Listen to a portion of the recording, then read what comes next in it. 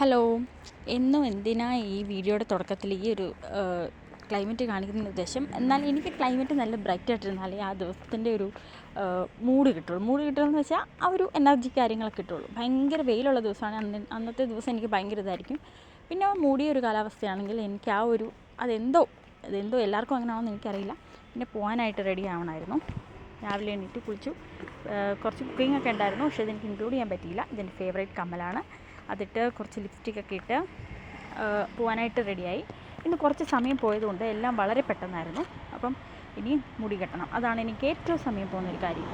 എങ്ങനെ മുടി കെട്ടിയാലും എനിക്ക് ശരിയാവില്ല. ലാസ്റ്റ് ഒരു 100 വട്ടം അഴിച്ച് കെട്ടിയാലേ എനിക്കതിലൊരു തൃപ്തി വരുള്ളൂ. അത് കഴിഞ്ഞിട്ട് ഞാൻ എനിക്കിഷ്ടപ്പെടാത്ത രീതിയിൽ എങ്ങനെയൊക്കെയോ മുടി കെട്ടി റെഡിയായി.